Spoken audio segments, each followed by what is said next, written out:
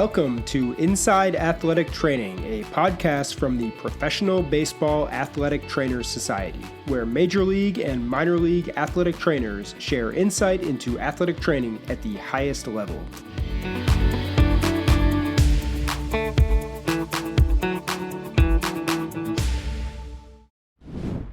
This week on Inside Athletic Training, we welcome in Matt Rankin, the Assistant Athletic Trainer for the Detroit Tigers. Enjoy the show. All right, Matt, welcome to Inside Athletic Training. We're super excited to have you on for our 32nd episode. We look forward to talking all things athletic training and your career and the Tigers and everything like that. You're currently an assistant athletic trainer with the Detroit Tigers organization. We'll get into all those details soon.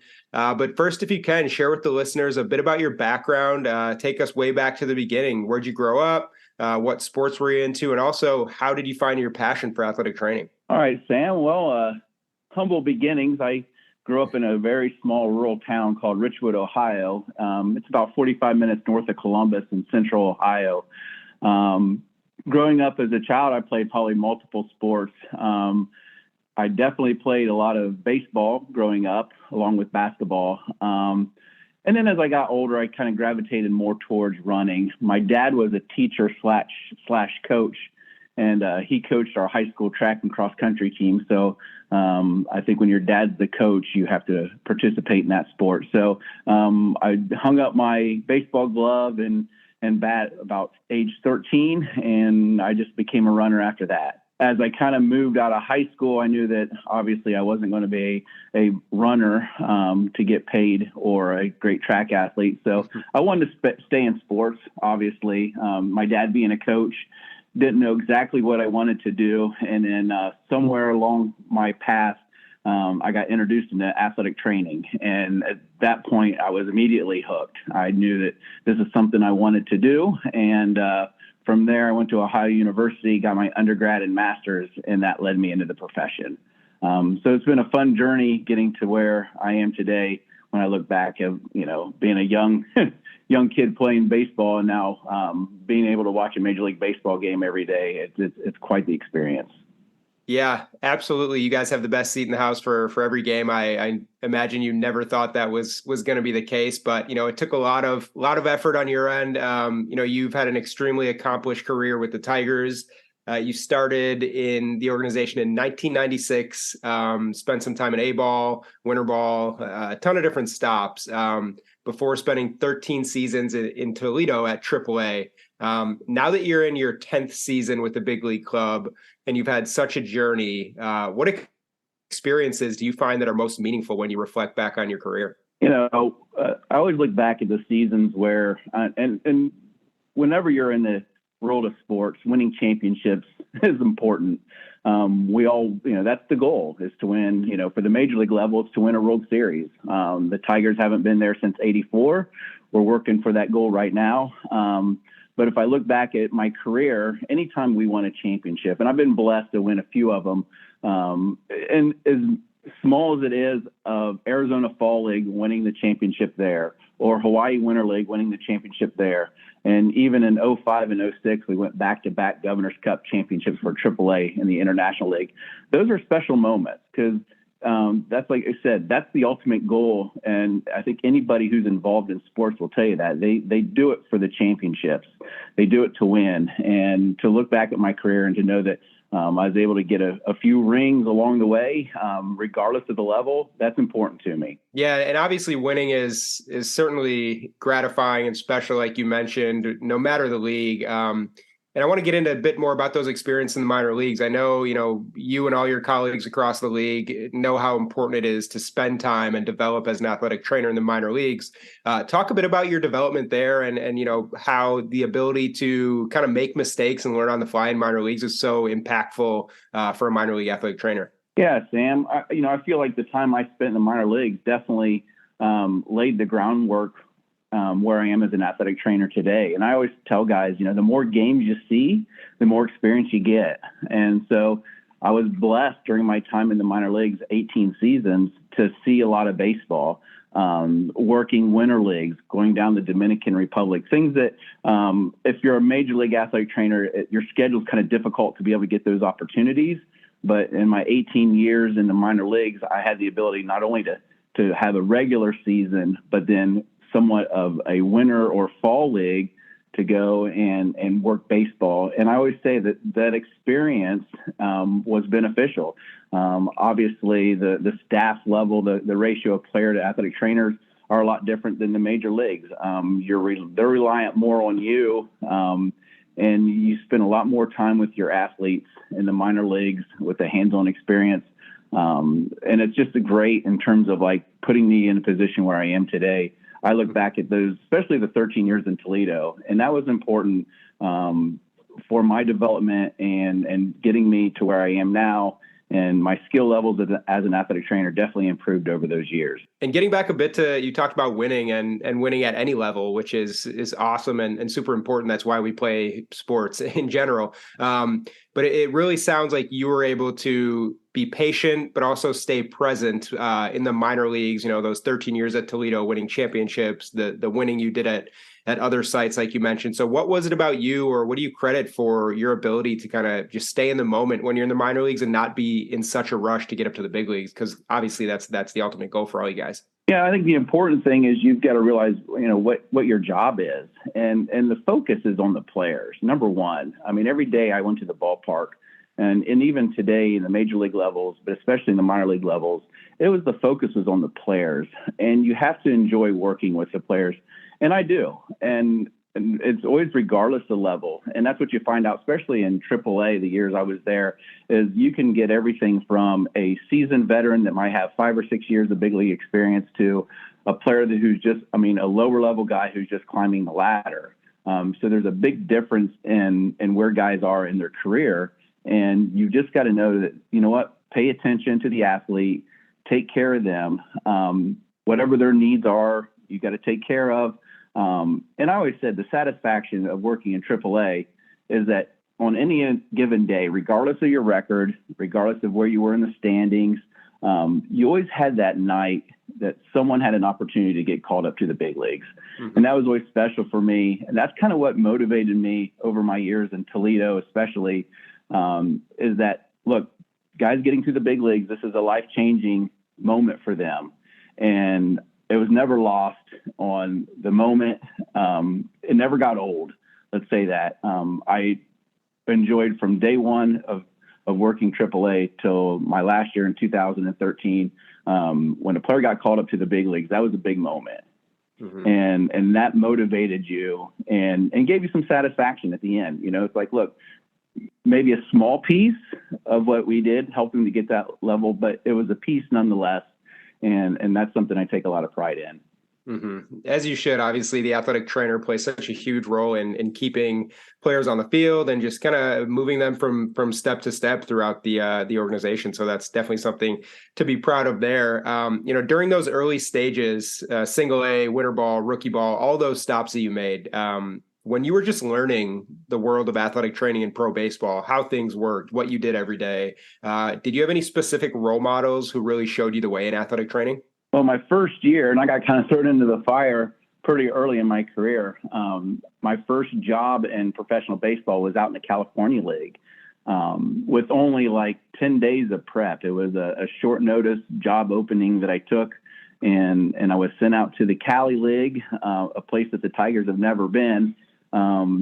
Never worked professional baseball in my life. So I was a little lost going out there. And as I look back, especially role model wise in those days in the California League, 4 athletic trainers stand out in that league that helped me tremendously, just to kind of get me accustomed to how pro baseball works, the professionalism, how to cover a game, just little things that you were never taught as an undergrad. They kind of taught me the unwritten rules of the game. Ben Potenziano was with the Giants at the time. I think he was in San Jose. He was a big help. Jim Daniel, who was with the Padres, I think I asked him 100 questions that first year. Richard Stark was with the Brewers at the time. I think Stockton was where he was located. Another like rock star in terms of, hey, how do I do this? What do you do for this? And then Dave Walker was with the Orioles. I think they're in High Desert. And same thing, Walk was awesome. I asked him a ton of questions. And asked his opinion on things, and he helped out tremendously. So there were 4 guys that I swear, if they weren't in that league at that time, I probably wouldn't be in baseball today. Yeah, I think just a couple of the guys you mentioned, I've got to know pretty well, and Richard Stark and Ben Potenziano, 2 of the most helpful people I know who have been a part of PBATs and just really have kind of a zest for life and just an attitude that will put you on the right path. So it's never a bad thing to be in the same room with those guys. Well, you mentioned the short notice of getting your first job in the California League, and a lot of our listeners are actually younger athletic trainers or students who are looking to land that first job. Can you expand a bit on how you actually landed that opportunity to head out to the California League? Yeah, it was kind of an odd story. I got an athletic training profession, and Russ Miller was the head athletic trainer for the Tigers. And it's a family relationship. I think Russ is my mother's cousin. And very few conversations with Russ over the years. He would just kind of be a guy who would guide me certain ways, like, hey, think about going to grad school, or these are good universities to apply to. When I finished my master's at Ohio University, I was actually applying for a arena football position in Florida.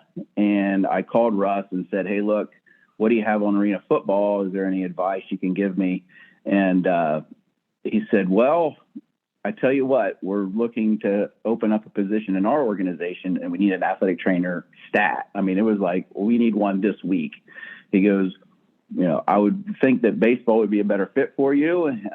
You can pursue football if you want, but if you need a job right now, I think I have one for you. Sight unseen, no guarantees for the future. It was basically, hey, look, 1 year, you'll get paid. It's a foot in the door. And so I took the position and went to spring training. I think I was there for like a week of spring training, got to know some of the players that we're sending out to the Cali League, packed up a bag full of supplies and headed west. And it was, an interesting 5-6 months for me. I learned a lot on the fly, but I also had, like I said, some good athletic trainers that kind of helped me along the way. I had a good group of guys on the team that were patient, knowing I was a first-year athletic trainer, and it worked out. Obviously, I'm 20 plus years later, I'm still here. So it was a good start. I always say that it's like, you think it's difficult. Try putting yourself in my shoes. I had 7 days of spring training, never worked baseball in my life, and I was going to high A baseball and in a place we've never been before. So I was put into a tough situation early, but I adapted, and you know what? I'm fortunate it worked out. Yeah, that's quite the story. And a lot of the information we've heard from you and so many of your colleagues is that just persistence and kind of being resourceful as an athletic trainer is one of the main keys. We had a guest on, Jacob Newburn, last week from the Texas Rangers, and he talked about, sometimes you have to, fix the cold tub. Sometimes you have to relace a glove. Sometimes you got to just find a way to do things. And it sounds like you've had a lot of similar experiences throughout your career, which is awesome to hear. Now that you've been in the league for such a long time, a decade with the big league club, 13 years in Toledo, just so much experience. Looking back on that time and now kind of thinking about the younger group trying to get into the game, is there any best advice that you would give to students, whether that's a skill or education or a personality trait that would really set them apart? Yeah, my biggest advice is never stop learning. Never feel like you know everything. Dive into literally everything. If it's Eastern medicine, Western medicine, Ayurvedic medicine, just open your mind to everything out there. You'll be surprised when you're just reading a book about something random, and it's like, wow, that's relatable to athletic training. So just keep learning, keep your mind open. Listen to everybody. You know what? Players will give you great advice. Coaches will give you great advice. It doesn't have to necessarily come from the medical community, but it's always important to listen to your allied professionals too, your massage therapists, your chiropractors, your team doctors. There's so many people that want to help along and give information that you got to open yourself to listen to it. I always say, look outside the box. Keep an open mind, and more importantly, and I always kind of look back to my start in baseball, is you can't be afraid to fail. I mean, I get a phone call that, you're going to California in a week, a lot of athletic trainers would be scared to take that on. And the fact that I was not afraid to fail, I was going to just take it on and do the best I could, I think was beneficial. And so, you got to look, like I said, outside your comfort zone and just be willing to put yourself out there. And all of that hard work and learning and taking those risks definitely paid off throughout your career, but also specifically in 2010, you were named the International League Athletic Trainer of the Year award, voted on by your peers throughout your league and the minor leagues. I assume when you were headed out to California, winning this award in 2010 was not on your radar. But what did it mean to get to that point in your career, just knowing how much work you put in to get there? Yeah, that was awesome. I was really humbled when I was named that in 2010. It's voted on by our peers. So there's some importance there. The guys around the league notice your hard work. I look at my criterion for voting for the Athletic Trainer of the Year, and I hope that they take the same attitude I take. And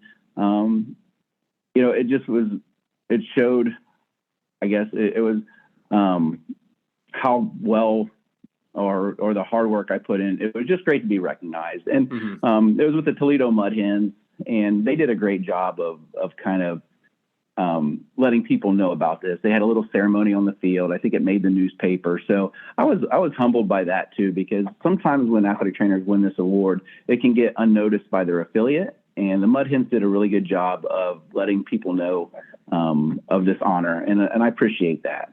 Mm-hmm. Yeah, definitely a great organization at the AAA level there in Toledo. One thing that I don't think you'd be where you are without is education. You're extremely passionate about athletic training and educating the younger generations of future athletic trainers, from your presentations at the winter meetings to many things that you've done across your career. What drives your passion for that education and sharing the knowledge that you have in the profession? I just look back on my career, and there's countless people who took time out of their schedule to teach me certain techniques or to teach me diagnostic ultrasound, that they didn't have to do that, but they're willing to do that. And I always kind of feel like there's this pay it forward mentality, that as you get younger athletic trainers, if they're athletic trainers within our own organization, if they're student athletic trainers, if they're interns, if you have time in your day to teach them something or have a discussion with them or give them an idea to work with, hopefully then later in their career, they see that and they can pay it forward. And it only strengthens the profession. I think the more information as athletic trainers we can share, the better we are as a profession. And that's just something that was taught to me early in my career. And so I want to continue that. And earlier you mentioned how kind of taking those risks, diving in head first to get that hands-on experience was really important to you in your career. Things have changed a lot within the education space and athletic training, specifically with the mandatory master's program rules, which have changed as of late. With all that said, how important is it for athletic training students to not only obtain knowledge through courses and their master's degree, but really get that hands-on experience of working in the field? Yeah, when I came through as an undergrad, I went to Ohio University, and Skip Bossler was our curriculum director. And Skip had a philosophy that, and it was ingrained in me early in my years at Ohio University as undergrad, that the best way that you can learn is by doing. And so he encouraged all of his athletic trainers to be involved, volunteer, work at a local high school, come and work a field hockey event, or if there's club sports at Ohio University that they didn't have mandatory athletic training requirements, we could still volunteer and work that. And he really felt like the more you were around, the more games you saw, the better athletic trainer you became. So I gained a lot of hands-on experience as an undergrad. And that put me in a position, I really do. I feel like that put me in a position to succeed later in my career. And so, I've been doing an internship program through Detroit for the last 20 years. We started in 2003 2001, we started our internship program in Toledo. And I ran an internship program out of Toledo those 18 years. We ran an internship program out of Detroit the last 10. And we kind of keep that same philosophy. We try to keep our athletic trainers involved, and the hands-on experience is so big with guys. And so whenever we can get our athletic trainers, our student athletic trainers, the opportunity to get hands-on experience and to be part of the work group, we feel like that's very important. And to kind of piggyback off that, you mentioned the internship program, over 20 years of doing that, which has probably given so many people an opportunity to break into the game. What do you guys look for when you are interviewing for the internships? Is it a combination of education, coursework, hands-on experience, personality traits, or is there something else that you guys are specifically looking for when you're making those hires? Yeah, I mean, obviously experience is a big deal.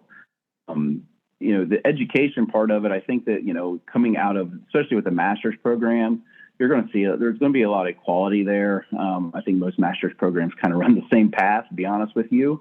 So after that, I think it just comes down to who's got the best hands-on experience. But in terms of like personality wise, you want guys that have high energy. This is a grind. You play 162 games at the big league level, 140 plus at the minor league level. You play every day. You got to come in with high energy. You got to come in with excitement. It's tough enough as a player to play every day. And at some levels, it's more difficult than others. I mean, look, we're lucky because, we're in New York now and we're going to play in front of 30,000, 40,000 fans, where today in the Florida State League, they may play in front of 30 fans. So as an athletic trainer, to come in with like some energy, excitement about the game, I really feel like a willingness to learn, to want to get better every year. And, obviously you got to adapt. You got to know that things aren't the same every day. You're not going to have the same luxuries in one city versus the other. So you got to learn how to adapt. And I think you got to be passionate about the profession. You want to be an athletic trainer. That's what your goal, you went through undergrad, you finished your master's, you got in this profession. So love being an athletic trainer. And I think if you kind of take that all in, it fits the profile of what we're looking for in our organization.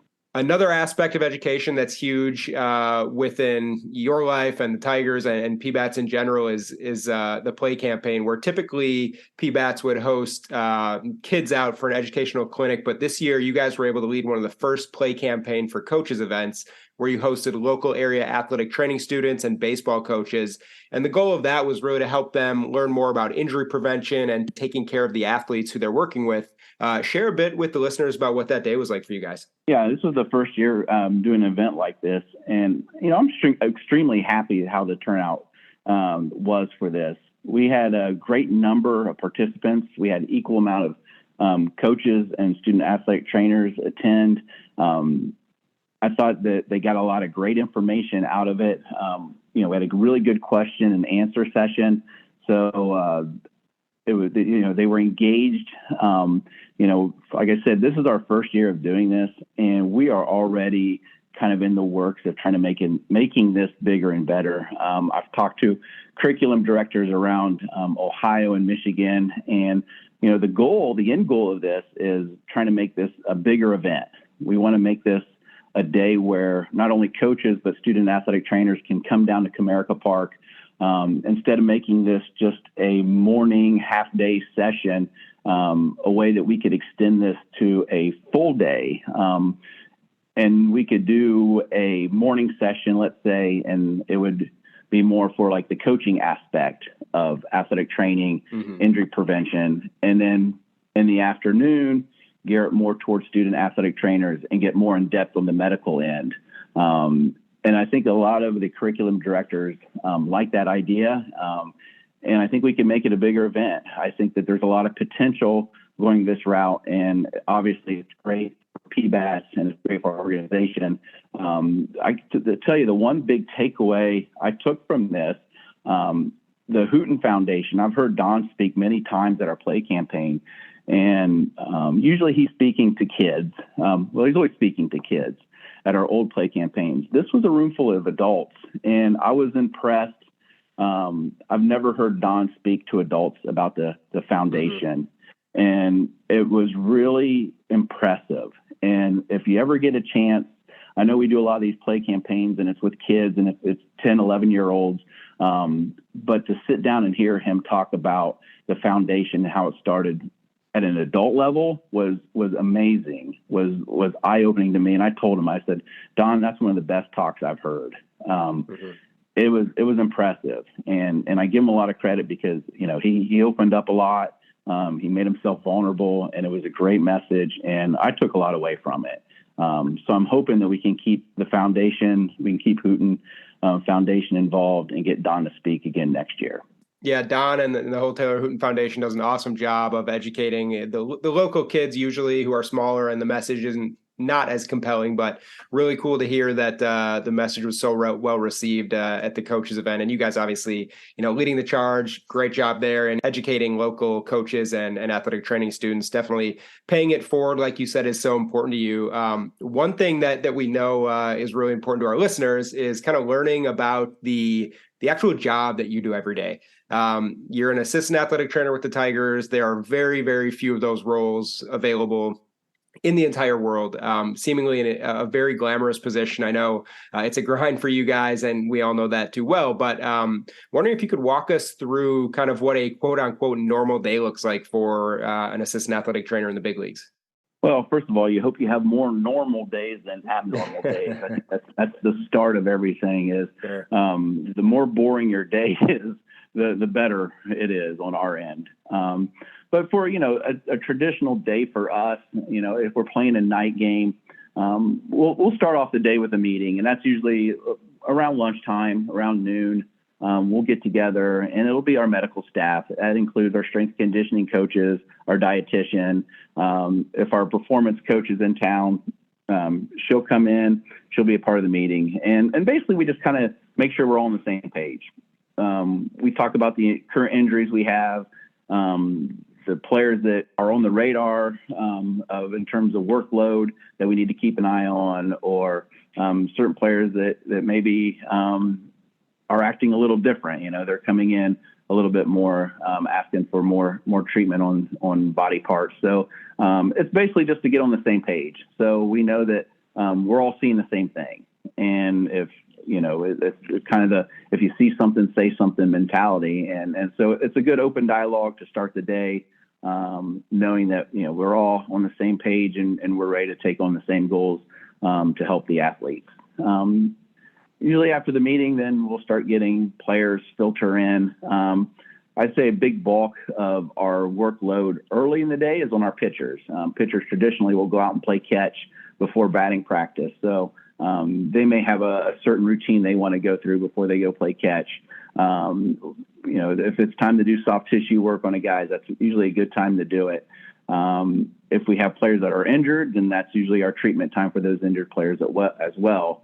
And that usually runs us into batting practice. Once batting practice starts, it's mostly field coverage, watching guys take batting practice.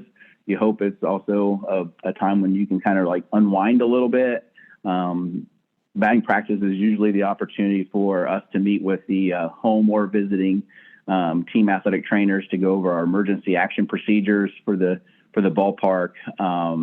And it's sometimes, to be honest with you, it's also a good time to call home and make sure everything's okay with the family, because obviously once the game starts, you can't call home or they can't call you. So I'll get a few phone calls in during that time.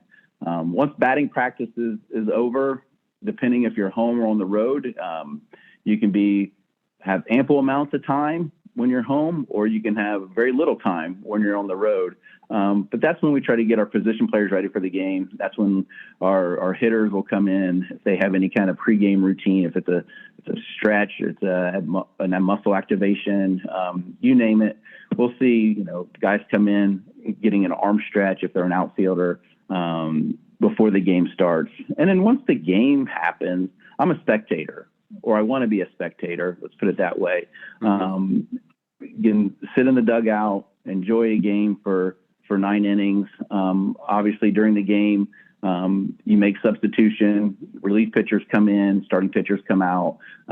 We'll have some arm care stuff we do with the guys during the game. But pretty much once game time starts, we're just spectators, and we're there to assist if needed. And hopefully you don't see us on the field for anything. And then post game, it's relatively easy. Just depends on what you had during the game. We'll do some recovery work with guys. But it usually doesn't exceed more than maybe 40, 45 minutes after the game. And then it's head home and do it again tomorrow. So days are long. It usually is about a 10-hour day in total.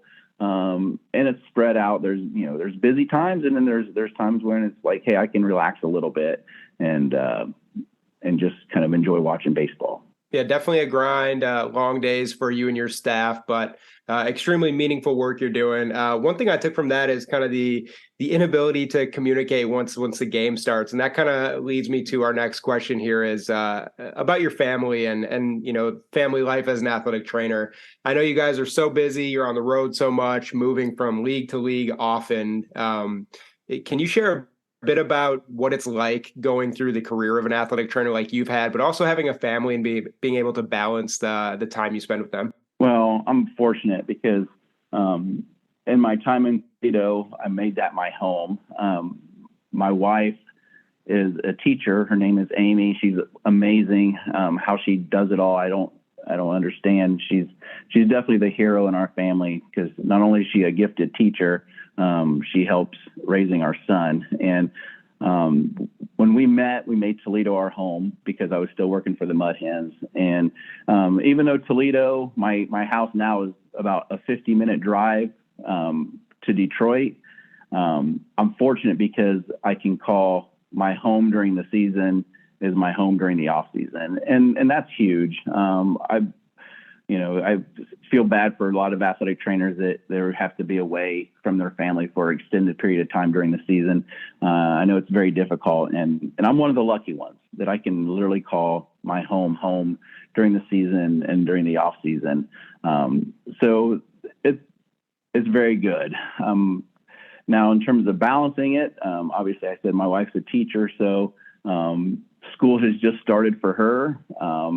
So this becomes a difficult time for us, but she does a lot of the heavy lifting in our house, in the household, and hopefully come November, you always want to work October. So once the season is over in November, the rules change a little bit, and I try to pick up as much as I can to help out. And she usually has a pretty good to-do list for me during the off season. So it can be a struggle at times, being away from the family, but they're patient. They're very supportive. And like I said, my wife, she's awesome. She's a rock star.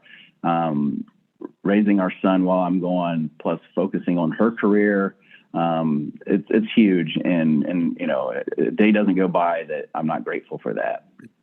Sure. And we've heard the same from many of your colleagues across the league that family being supportive of the grind and getting to where you want to be is so important for an athletic trainer.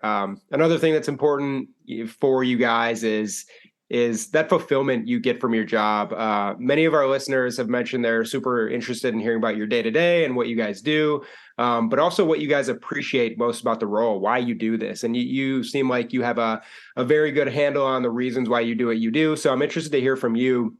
What do you enjoy most about athletic training? A lot of people have mentioned it's getting someone back on the field after a tough injury, things of that nature. What makes you go? What really does it for you as an athletic trainer? And I always want to go back to my time in AAA and even now in the big leagues. For our players, this game is life-changing for them. Most of these guys come from humble beginnings. You get players from the Dominican Republic, Venezuela, Cuba, where life was a struggle, and just the opportunity to get to the States and play is beneficial to them. You get players from all over the country and all different kind of backgrounds.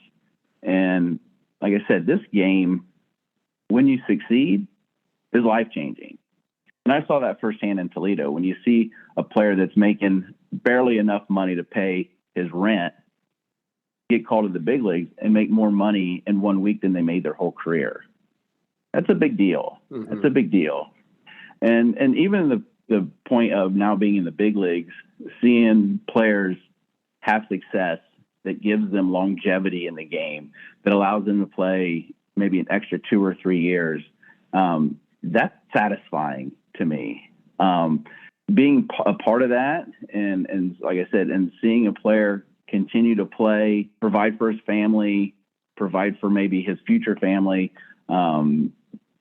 that's important. Obviously, you like to see players come back from adversity, come back from injury.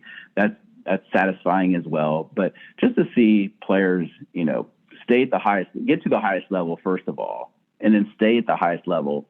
That's very satisfying. And that's one thing I take into work every day is, what can I do to help the athlete stay healthy so he can continue playing to make his life better. And a big piece of keeping those players healthy and improving their overall lives is the staff you get to work with every day in Detroit, Ryan Eubanks, Chris McDonald, and others. So at this time, I kind of want to give you a few minutes just to recognize those people who help make the athletic training room go in Detroit. Yeah, I mean, we got a great staff. Ryan's done a great job coming in his first year as a head athletic trainer.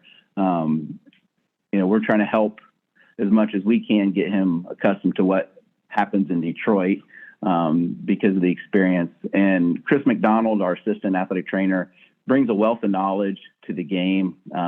He's worked winter ball, I think, like 8 years between the Dominican Republic and Venezuela. He's grinded his way through the minor leagues. So he brings a wealth of knowledge. I think that, you just look in general, just, in terms of our staff, we're well-rounded.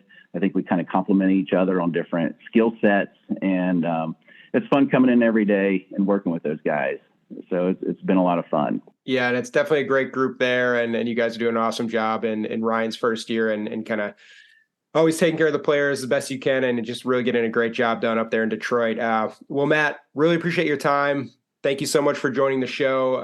To finish up today, we are going to get to a quick Q&A segment that we call Extra Bases. So I'm going to ask you 4 quick questions and kind of let you share some insight into your life and your favorite things about baseball and athletic training. So we will kick it off at first base. Outside of Detroit, what is your favorite athletic training room to work in the big leagues? I really like Tampa. Tampa Bay. You kind of look at the people, and we have great clubhouse managers everywhere we go. But Tank, who runs the clubhouse in St. Pete, he does a wonderful job. Just a well-organized training room. The guys do a great job keeping it stocked with everything we need. We got a great office. I think we have our own shower. that's as an athletic trainer, that's always nice when you don't have to share your shower facility with 30 other people. I think that's a great thing to have. So I would probably say Tampa would be number 1, with maybe Kansas City a close second. Yeah, we've heard a lot of Tampa Bay answers. It seems like Joe Benj and the guys definitely know what they're doing in terms of setting up the room down there. Moving on to second base, you mentioned you're a spectator. You have a great seat for every game. What is your favorite big league stadium to watch a game from the dugout? So we're in the AL Central. We get a lot of bad weather in April and even June a lot of times, to be honest with you. So you want a dugout that's going to give you protection from the elements more than anything. And so when we go to Minnesota, they did a wonderful job making sure that when the weather's bad, that you're in a comfortable position. You can sit in the dugout, stay out of the rain, the sleet, the snow. The dugout seats are actually heated. So there are actually days when you get too hot sitting in the dugout. You have to stand up and cool off a little bit. But in terms of bad weather, of having to stay warm during a game, nothing beats the setup in Minnesota. It's awesome. I always kind of feel like that should be a mandatory requirement for anybody in a northern climate, because it definitely helps you watch the game when you're not freezing. Yeah, they definitely have enough practice with bad weather up there, even throughout the summer, that they know what they're doing. So that's good to hear about Minnesota. Yeah, moving on to third base. You guys travel so much. You're on the road constantly, so many nights throughout the season. When you're on the road, what's your favorite city to visit? Oh boy, I mean, there's a lot of really nice cities, obviously, but I'm a runner at heart. I mentioned earlier, running track, cross country early. I've been able to run a few marathons in my life, so I love running. So the cities that I like running in are usually the ones that are at the top of my list. And coincidentally, we are in New York. I'm in New York right now. And I always said Central Park is the Taj Mahal of running. If you're a runner and you haven't ran in Central Park, you need to. It's such an awesome place to you can get lost. You can do a 2-mile run. You can do a 20-mile run. You can run trails. You can run. Literally, there's everything that a runner would want to do, you could do in that park. So when I come to New York, I always try to make sure that depending on how I'm feeling, the time schedule, I try to get at least 1 or 2 runs in Central Park while I'm here. And obviously, it's the Big Apple, so there's also other nice things about the city. But the running aspect of it, nothing beats New York. And moving on to home plate, last question of the day. You've been in the big leagues for over a decade. Like we said, 13 years in Toledo at AAA. When you finally got your shot and moved up to Detroit with the big club, did you have a welcome to the big leagues moment during that first year of your career? I came up, I was the second assistant under 2 really good athletic trainers, Kevin Rand and Doug Teeter. And I think being the new guy on the staff, there was going to be little opportunity for me to go out on the field and check anybody. Usually Kevin was the main guy. If a player got injured, to go out and check on the player. And then obviously Doug was number 2. And I just kind of felt like, man, there's never going to be an opportunity for me to go out and look at a player during a game. And lo and behold, we were playing in Pittsburgh, and the weather was not very good in Pittsburgh in early April. And so the first time I ran out on the field to check on somebody was not for a player. It was for our bat boy who slipped on the field, running out to get batting gloves from our first base coach. He slipped and fell and injured his knee. So I happened to be at that side of the dugout, and I don't think Kevin wanted to go out and look at the bat boy.